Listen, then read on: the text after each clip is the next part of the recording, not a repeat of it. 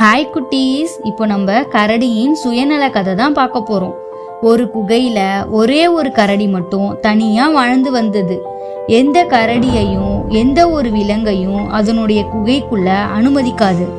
அதையும் மீறி எந்த விலங்காவது குகைக்குள்ள போனா அந்த விலங்க திட்டி கோவப்பட்டு குகைக்கு வெளியில அனுப்பி விட்டுடும்.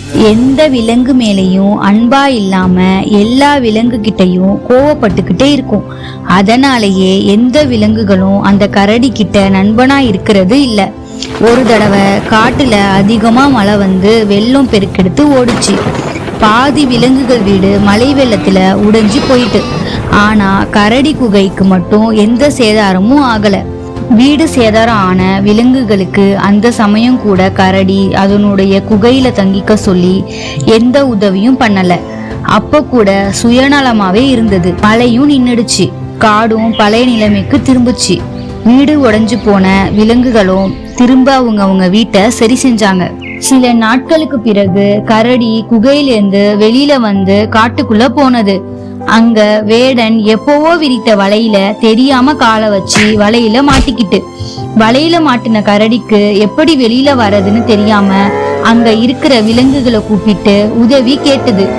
இந்த கரடி யாருக்கும் உதவி பண்ணாததுனால எந்த விலங்கும் கரடிக்கு உதவி செய்ய முன்வரல.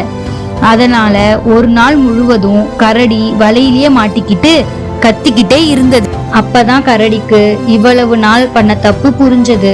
கரடி சுயநலமா இருந்ததையும் எல்லா விலங்கு மேலையும் கோவப்பட்டதை நினைச்சு வருத்தப்பட்டது. மறுநாள் எல்லா விலங்கும் சேர்ந்து கரடிய பார்க்க பாவமா இருக்குன்னு ஒரு முடிவு எடுத்து வலையில மாட்டின கரடிய வலைய பிச்சு காப்பாத்தினாங்க. உடனே கரடி செஞ்ச தப்புக்கு மற்ற விலங்குகள்கிட்ட மன்னிப்பு கேட்டது. வலையிலேந்து காப்பாத்தின விலங்குகளுக்கும் நன்றி சொன்னது. எப்போதும் யாரு மேலையும் கோவப்படக்கூடாது, சுயநலமாவும் இருக்கக்கூடாது. ஓகே குட்டீஸ், இந்த ஸ்டோரி பிடிச்சதுன்னா லைக் பண்ணுங்க, உங்க ஃப்ரெண்ட்ஸ்க்கெல்லாம் ஷேர் பண்ணுங்க. இந்த மாதிரி இன்ட்ரெஸ்டிங்கான ஸ்டோரிஸ் பார்க்கறதுக்கு நம்ம சேனலை சப்ஸ்கிரைப் பண்ணுங்க. நெக்ஸ்ட் ஸ்டோரியில மீட் பண்ணலாம். டாடா பை குட்டீஸ்.